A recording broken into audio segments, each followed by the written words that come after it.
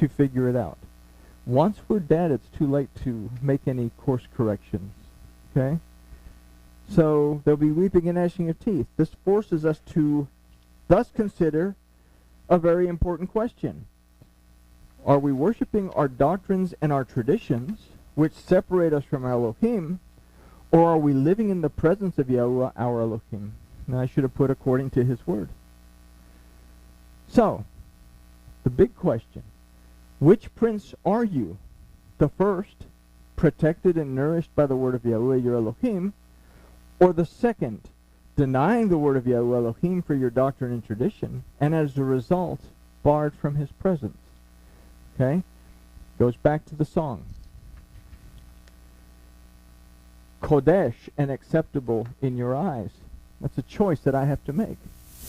Am I dedicated to you to the point that I'm acceptable in your eyes? Or have I separated from myself from you to where I am no longer acceptable in your eyes? And all that takes us back to the very, very beginning in chapter 3 of Bereshis, where Elohim asks Ish and Isha 3 simple questions. Where are you? Who told you?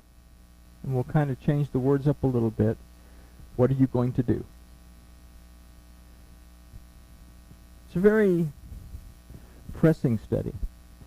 But hold on to these notes. If you make it Thursday, bring them, because this is going to tie in with the negotiations. The fact that Elohim insists on paying money when Het is willing to give him the burial place. Het is willing to give you the burial place. Destruction is more than happy to give you something for you to lay your dead carcass in. But Elohim is willing to pay something to change the paradigm of that burial place.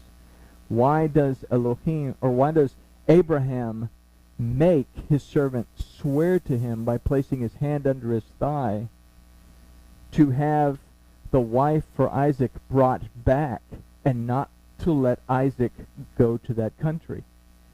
Why? It plays into this. And the same thing ultimately with the whole thing, the camels and everything that are taken, the conversation, why is it repeated over and over? If you read this particular Torah portion, you have to go through the story of him, hoping that somebody will water the camels a couple of times. And then ultimately, why does it end with the death of Ishmael right before we pick up with the genealogy of Isaac? A lot of interesting stuff in this Torah portion for us to be aware of. And I guess with that we can say grooviness has been achieved.